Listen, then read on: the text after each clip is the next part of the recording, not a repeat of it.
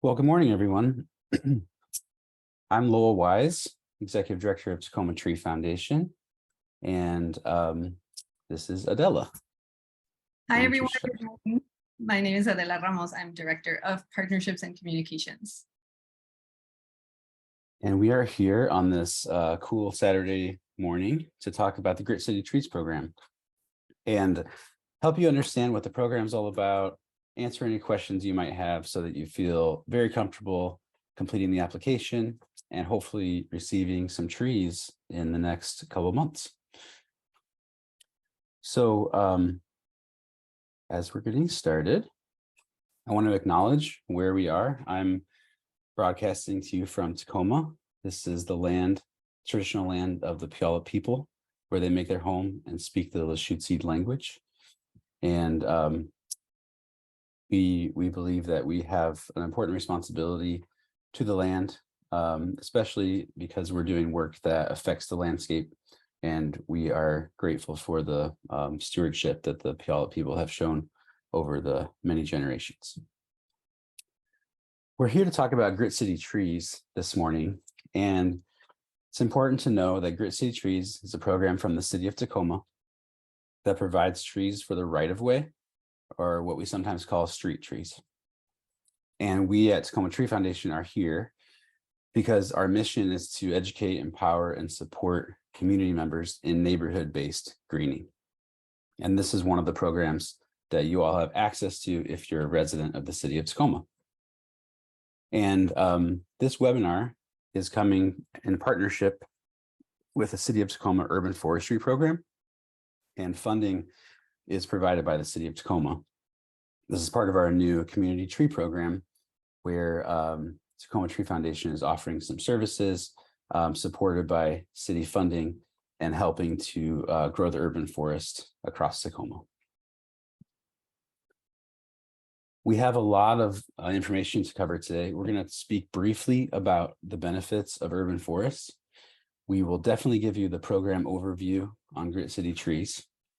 We'll talk a little bit about how to understand utilities, which is one of the complications or technicalities that you need to learn about if you're thinking about planting a tree.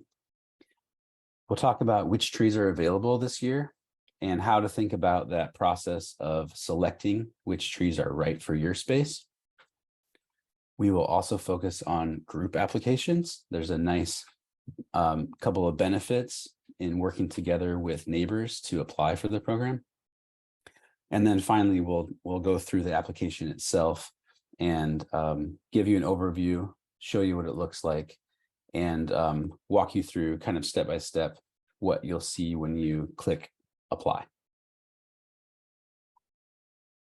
And I should just say too that I'm going to be covering, it's a lot of information. We'll probably be taking about 30 minutes or so for the presentation component. And then you'll have chances to ask questions at the end. But I would encourage anyone who has a question to put it in the question and answer box at the bottom of your screen at any point during the webinar. And what we'll do is we'll read those questions at the end of the webinar and take about 10 or 15 minutes to answer any questions that you all might have. But those will be written questions only, so you won't really have a chance to go onto video or ask us a question with your audio. So it's important that you know to type your questions in the Q&A box. Okay, so why are trees good? If you're here, you probably believe that trees are good. And we know that a healthy urban forest has so many benefits, not just for the environment, but for the people who live here. So trees are really important for our well-being, our physical health, our mental health. Trees are good for the economy. They help children learn. We know that trees outside of schools are correlated with better learning outcomes and higher test scores. Trees with neighborhoods with trees are also neighborhoods that have less crime in general. And then, of course, air pollution and water pollution are also things that trees can help us mitigate. So it reduces pollution to have more trees in a city. And these are all pretty well established things, but they're The information is adapted from this report from the Nature Conservancy called Outside Our Doors, which has a whole lot of information about all these benefits that trees have. And these are just a few of them. They also just make our city more beautiful. And I think that it's really important when we can come together around a common goal of making the city more beautiful and greener for everybody. So in Tacoma, our situation is that we have 20% of land area covered with trees. That might sound like a lot. And of course, the places where we have lots of trees are so beautiful and we love them.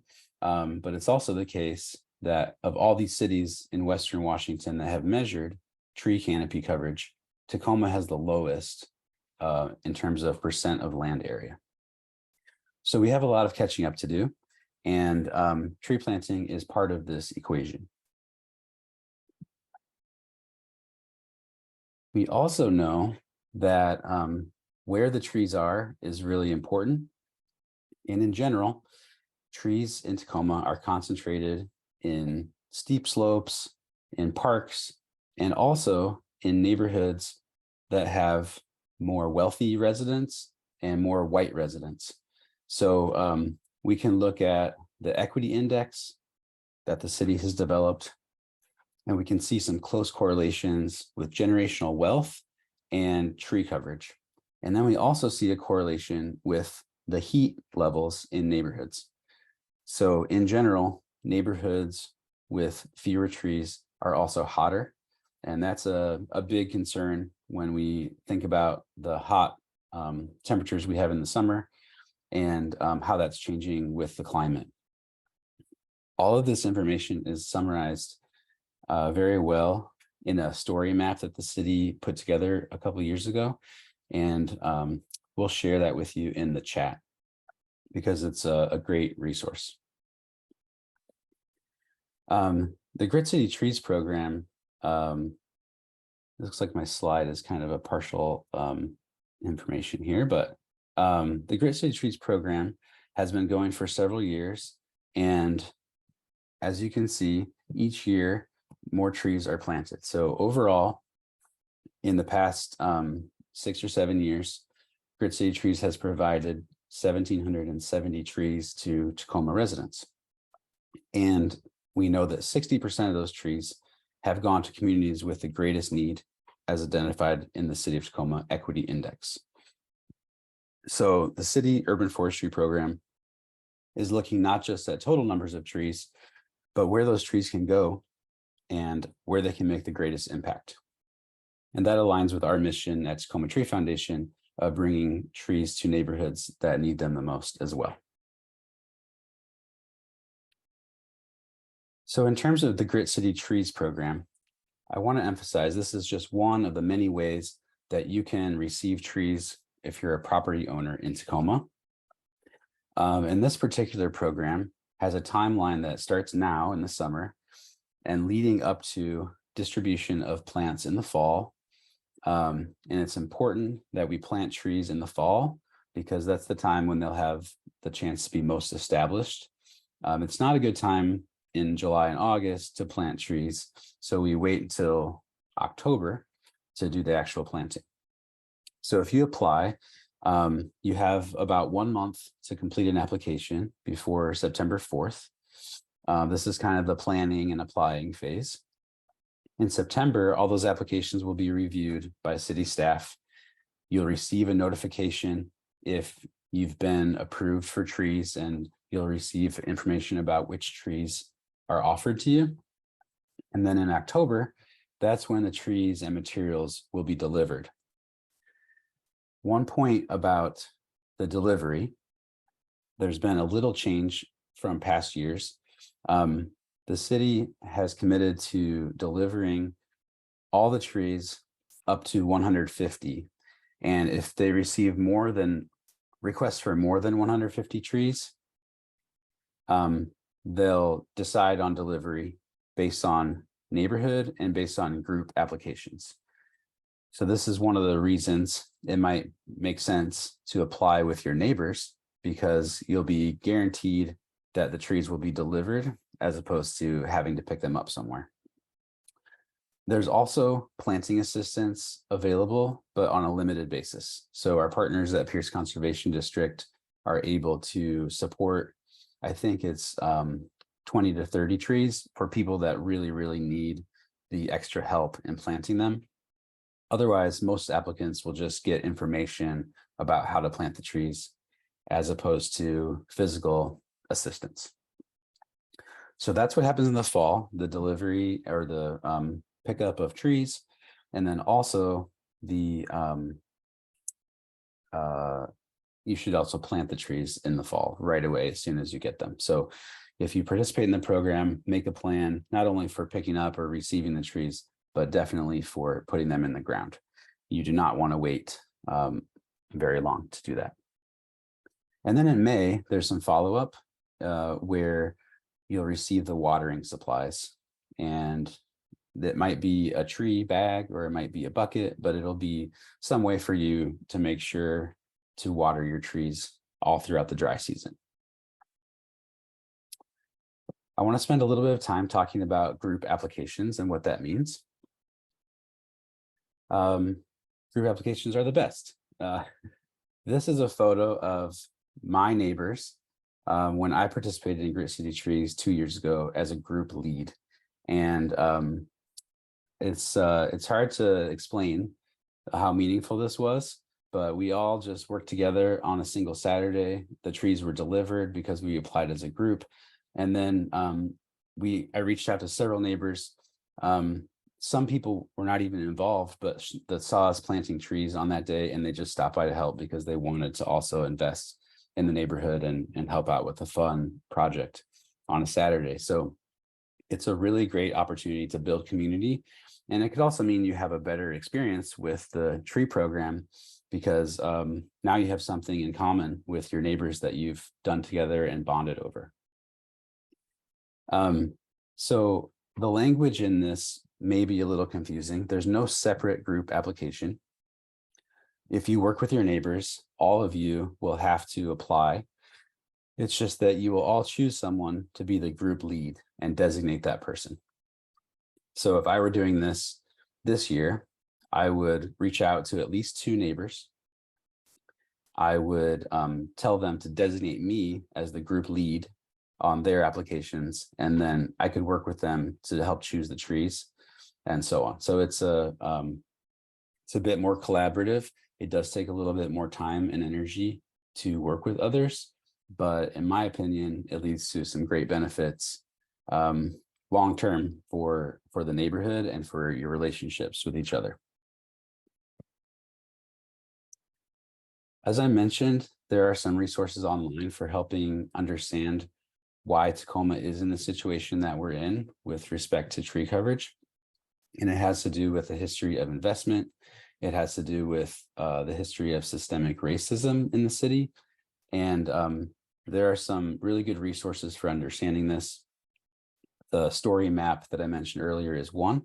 And there's a video online called How We Got Here by the City of Tacoma that helps to understand the legacy of redlining in particular and how it impacted our landscapes and the inequality that we see in terms of tree coverage. So when it comes to the group applications, I think it's important to understand that history a little bit so we know why some people may not choose to participate in a program like this. There are all kinds of reasons why someone may or may not want trees on their property, and I think it's important to respect that. So when you're researching whether to work together with your neighbors, it's important to keep that in mind, and it's also important to do a little homework. So you want to think about where in your neighborhood trees might go. So look for open spaces and look for places where a shade tree or a small tree might fit. You're thinking about things like the presence of power lines or proximity to other structures. And we've got all kinds of resources available for understanding where to place a tree. But the first step is really to think about, is there space and where is there space? You also might want to think about how spaces are being used. And in particular, there's many places in Tacoma where people use the right of way to park vehicles. And so if that's happening, it might not be the most easy place to plant a tree, but it's also not impossible. So I planted a tree a couple of years ago in the right of way that had been compacted gravel, and for years it was used as parking. It is possible to convert it. It just takes a little bit more effort and maybe some more time. So it can also be really challenging to dig in gravel as opposed to digging in soil. Anyway, it's one of the considerations to think about how spaces are being used, and if the right of way is being used for parking. You may be surprised, and people might be really excited about converting that spot to green space. So you never know. The third point here on homework is to look for power lines and utilities. And there's a resource called the DART map. The DART map helps us understand exactly where in the ground there are buried lines. So I'll show you a couple of things on this in a later slide. There's also this question of, what if you don't know your neighbors? Not everyone's comfortable talking to strangers. I think these days we don't always know our neighbors. And so we have a couple suggestions. It's great just to introduce yourself to your neighbors and show an interest in them, regardless of the agenda around trees. So I think just having a friendly hello and conversation might be the first step. You might ask some questions about life in your neighborhood and try to establish some common ground. I think it's probably rare that people reach out to someone they don't know in their neighborhood, and on the first contact, get them to promise to plant trees, right? It takes a little bit more relationship building. And so you shouldn't expect just to knock on someone's door and say, hey, there's free trees, do you want one? That might work in some cases, but in others, it might be more important to just establish some relationship and some common ground. You could also try writing a note if you're not comfortable just approaching a neighbor or knocking on the door. And then once you feel comfortable, you could ask them about their interests in greening programs like Grit City Trees. This might be a process that takes a few years. I know the first time I talked to my neighbors about trees, no one was interested. And then I would check with them every year or so and just find out if they had changed their minds at all. And eventually it led to our participation in the Grit City Trees program. So it might take some time, and I think it's time well spent to get to know your neighbors. In addition, I think it's important just to place your agenda aside. So if your agenda is planting trees everywhere, like mine is, it might be important to just set that aside for a moment and focus on that person and connecting. So the connection that you build might be the most important thing that you do, maybe even more important than tree planting. Knowing our neighbors has a lot of value, and it can lead to a lot of good things down the line. The other important thing is listening. So if we listen to what people's concerns are, there may be a way to talk about those concerns and think about what you have in common. And then in a lot of cases, there's a role for trees for many concerns that people have about the neighborhood. So for example, if someone is talking a lot about safety of the community, eventually you could talk about how trees are associated with lower crime rates in a neighborhood, for example, but it might not be the thing that you start with. And finally, focusing on shared values. So one of the things I think that Tacoma has going for it is that people are really proud of this city and want it to be a great place to live. They want Tacoma to be beautiful and livable for a long time. So if we think about values like that, like we all care about this place, we can think about values like working together or community safety. And that can establish some common ground for participation in a program like this. The next section of our talk, and I have about 10 minutes left, has to do with right tree, right place. So this is a phrase from the urban forestry world. I think we can all imagine examples of a tree that seems to be out of place because it may be too big or it may be growing into a power line or something. These are concerns that a lot of people have, and many of those fears and concerns can be dealt with just by selecting the appropriate tree. So there's several considerations. One of those is just the width of the planting space. If you have a planting space that's very small, it's probably not the best choice to put a large tree species there because it will just lead to more conflicts with the sidewalk or the street.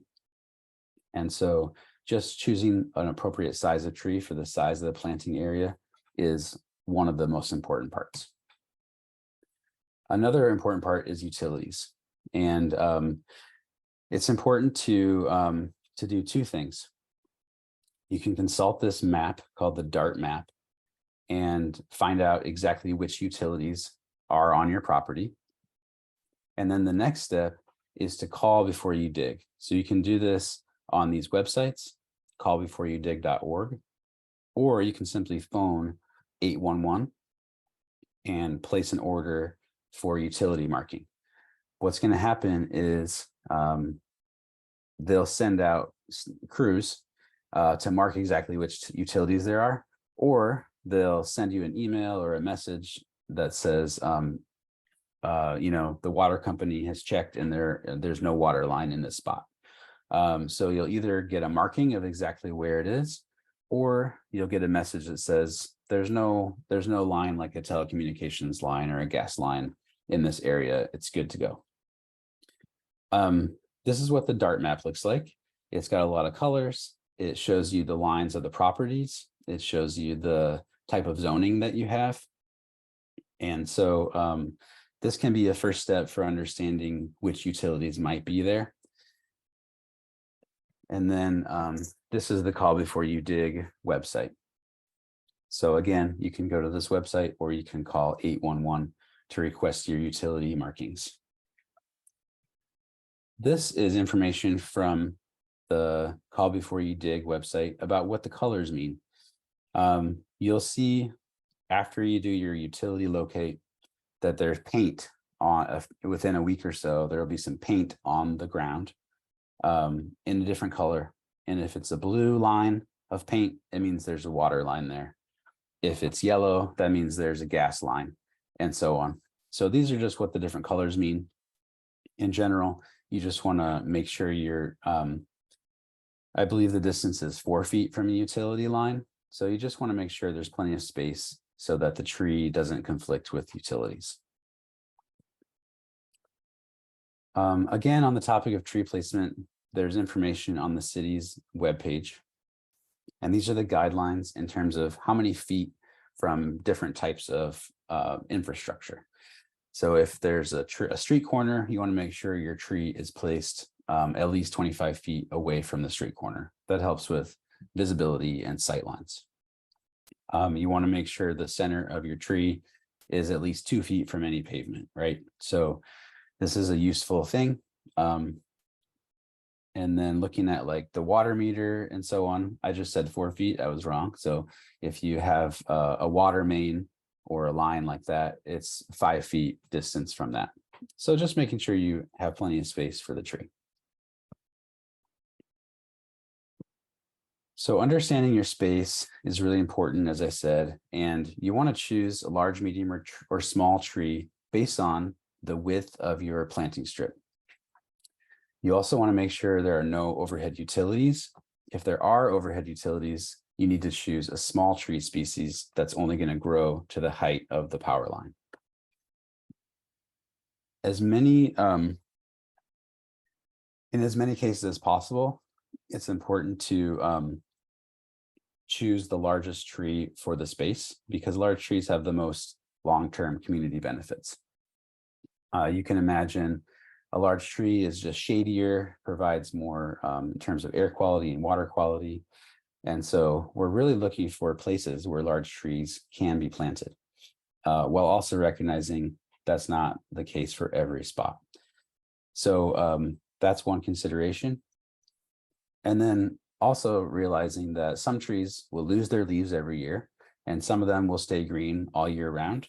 And there's information about each tree species on the Grit City Trees webpage. So these are just some examples. These are the 3 species of small trees, and I've got the guide here for one of those species, the Persian ironwood. So you can actually go on the website and see what the tree looks like.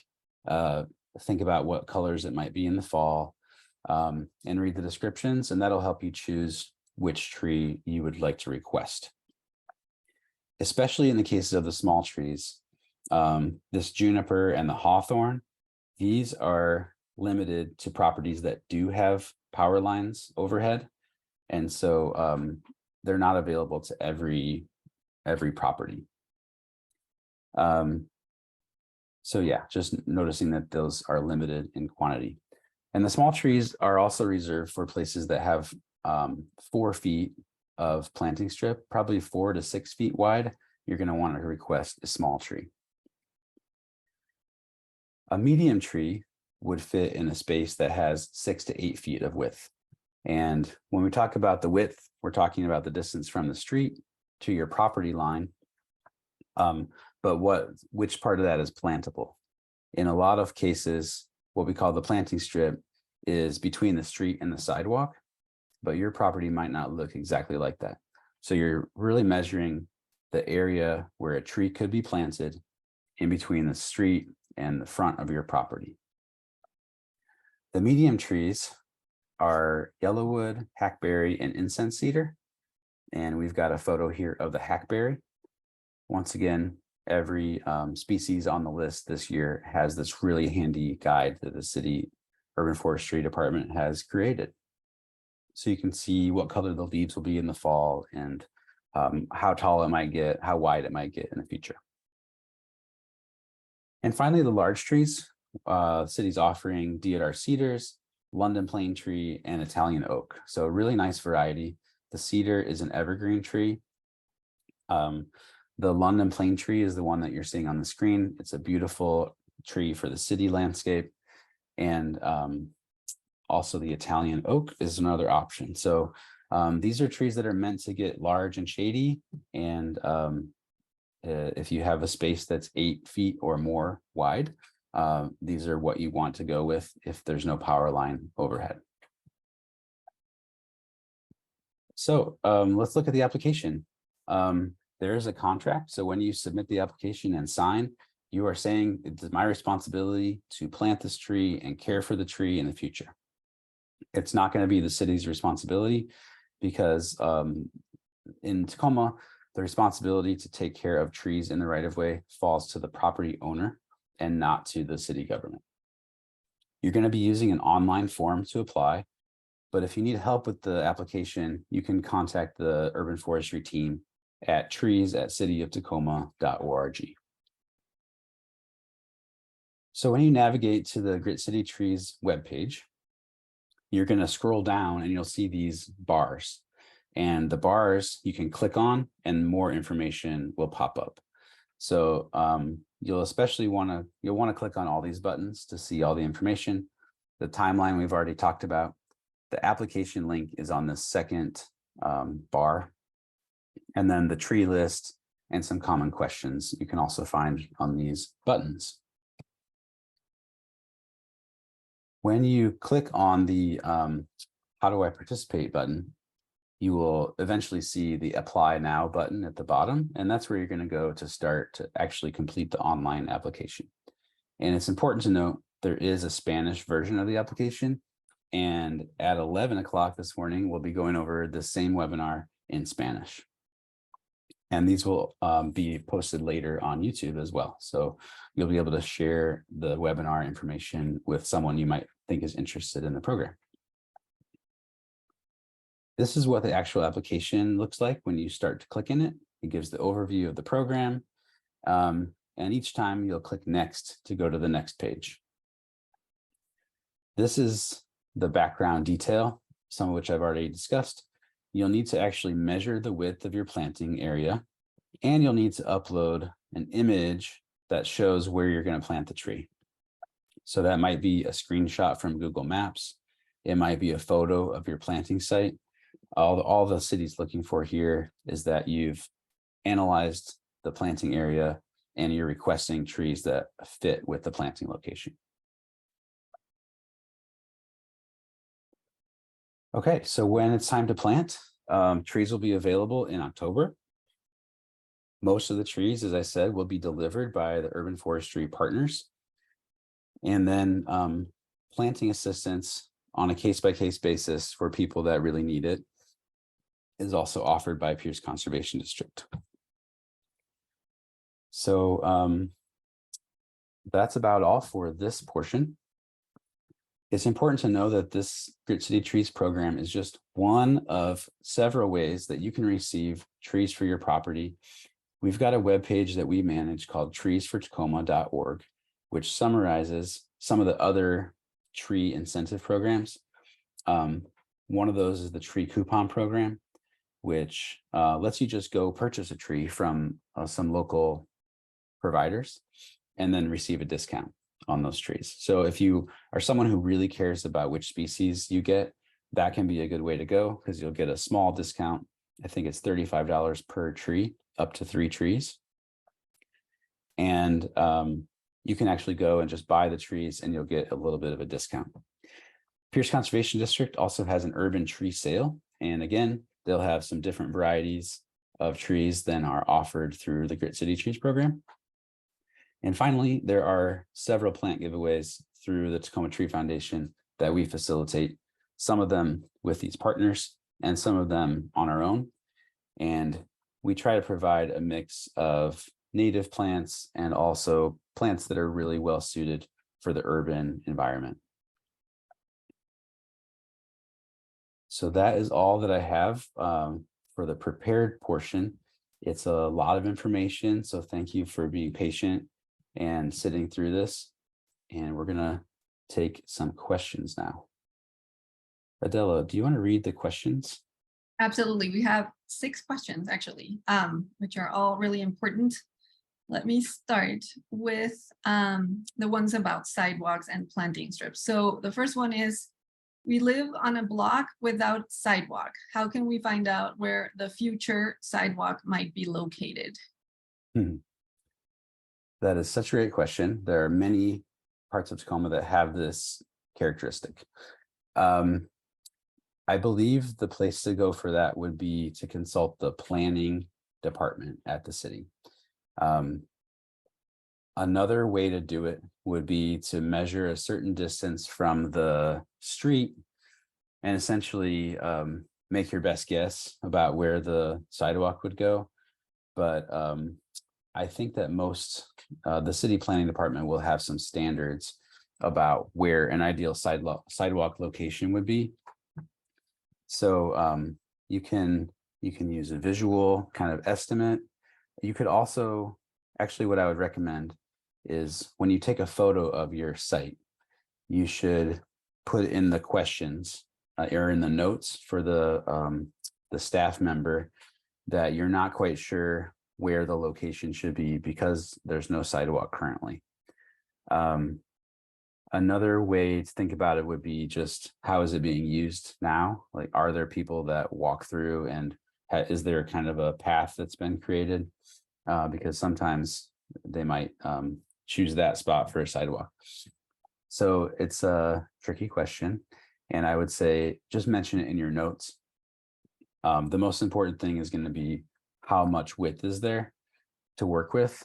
And I think that might be one where a staff member would help you to decide where to locate the tree.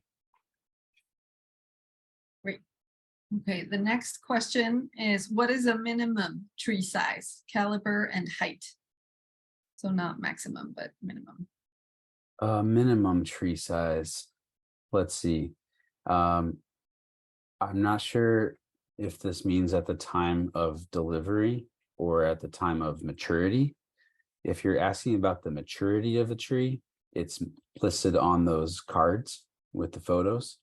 If you're talking about when the trees are delivered, I can tell you that most of the trees will be in large pots already.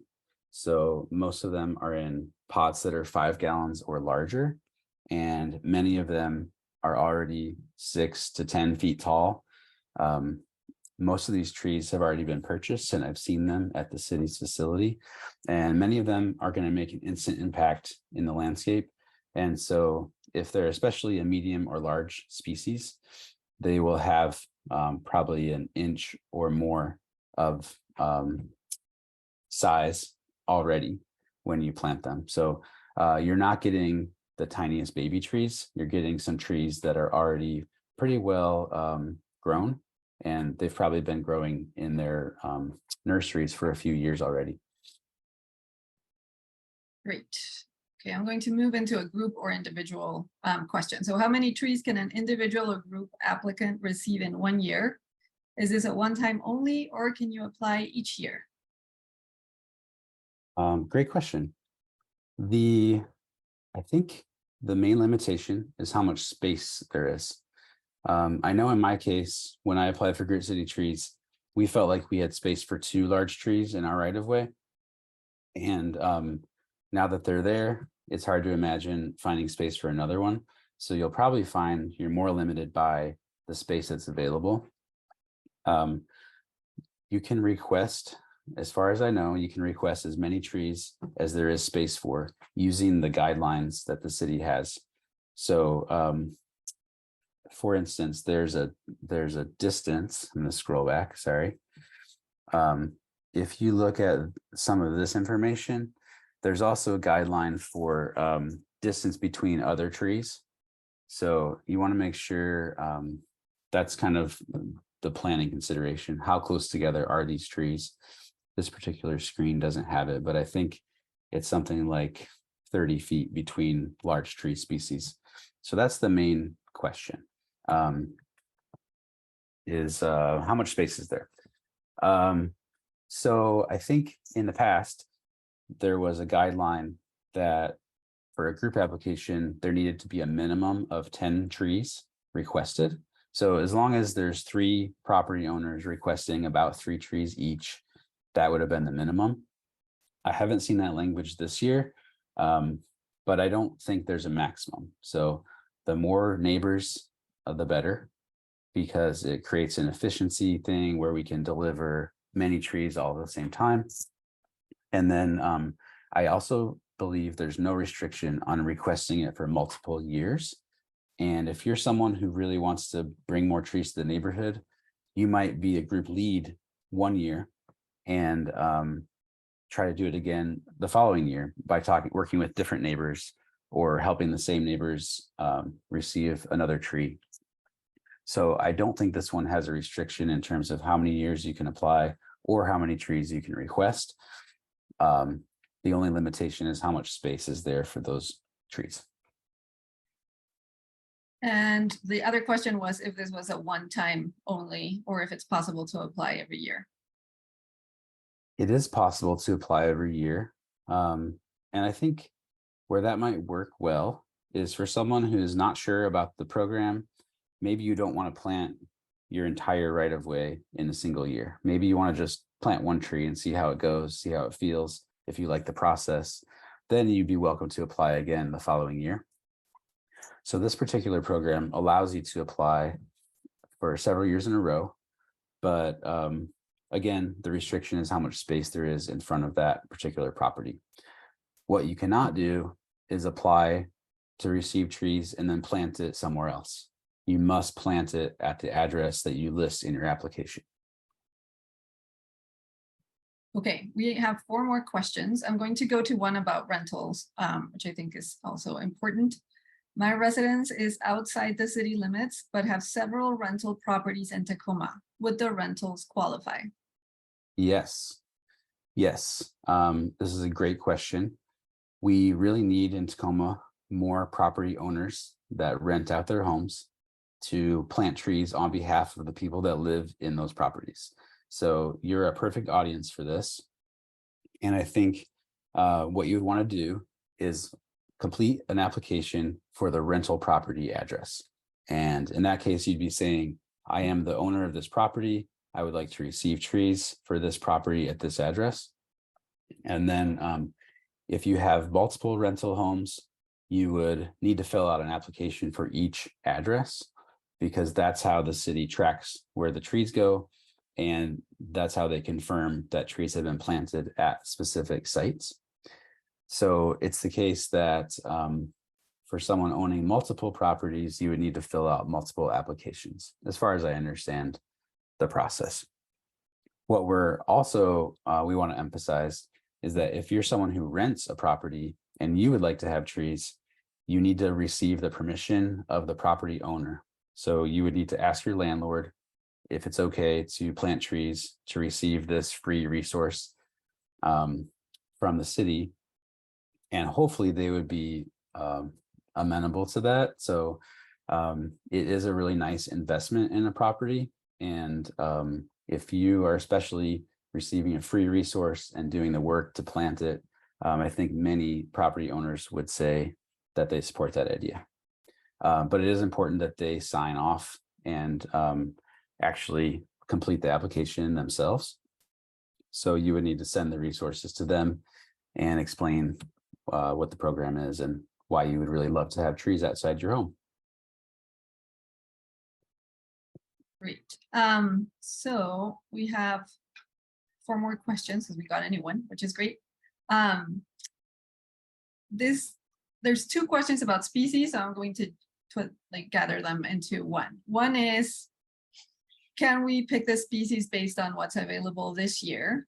And then if we want to plant a species that is not available through Grid City Trees, can we get trees on our own? And I think one of our last slides kind of addressed that, but yeah, those are 2 more questions. Definitely. So going to treesfortacoma.org would be a great step if you don't particularly like the species that are being offered through Grid City Trees. I didn't quite understand the first part of that question. I think it's just, if the choices are limited to or encompass everything that's on the tree guide for this year. And the answer is right. Yes, depending on the area and the space. Yes, I think this program is really trying to get the right tree into the right place. And so, for example, if you have a really wide planting strip and no power lines, but you don't want large trees, this is probably not the program for you. But there are many other ways that you could get trees through Tacoma Tree Foundation or through our partners. And actually, the other question is about the Tacoma Tree Foundation, and it's about whether we provide compost to mix with native soil for free for tree planting pits. So with respect to the Grid City Trees program, the answer is yes, that some materials will be delivered alongside the trees themselves. You'll also receive some tag row potting soil. You'll receive some wood chip mulch to put around the base of the tree, and you'll receive stakes and ties so that the tree is not in danger of falling over in the time period when it's getting its roots established. Those resources are provided through Grid City Trees, not through Tacoma Tree Foundation, but we do our best with all of our tree giveaways to offer those kinds of resources. And there are a couple of our programs that will provide the wood chips and potting soil, as well as the tree. And then the final question is, I have been growing trees in pots for a few years. Do you accept donations of trees? That's a great question. We get this question pretty often. In most cases, the answer is no, because, well, for many reasons, it's not very efficient for us to try to coordinate with residents who have trees to donate. There are some exceptions to that, so I would just recommend sending us an email and giving us some details about the trees that you have to offer, and then we could find out whether those would be appropriate. In most cases, we want to make sure that we're giving trees to people that have been really well cared for in the first parts of their lives. And so it's hard to say if a tree's been in a pot for a long time, how big it might be, and whether it would be appropriate to transplant to the ground. So it's kind of a case-by-case basis. In many cases, it's we just have access to a lot of plants that we purchase or are donated to us. And so we can't always say yes to those offers, but we really appreciate when people reach out. I would say the best thing in a case like that is actually just to speak with your neighbors and find out if anyone that you know has space like in a backyard, because that can be the easiest process. Great, and that's the end of the questions, which were all really great. So thank you to our participants for all of these great questions. Absolutely.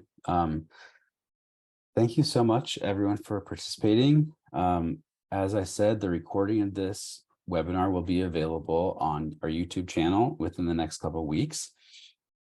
We would really encourage you to share more about the program.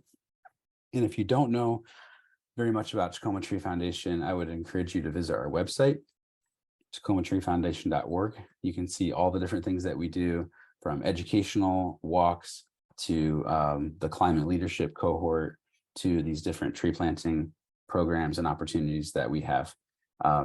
And once again, I'll thank City of Tacoma Urban Forestry for providing the Grit City Trees program. It's a really great program. I can tell you from personal experience, having been a participant and a group lead, that it's really worthwhile, and it can help you build community on your block as well. So thanks so much. And we'll be back in 10 minutes to do a Spanish version of this webinar. So thank you all so much, and we'll see you soon. Thank you.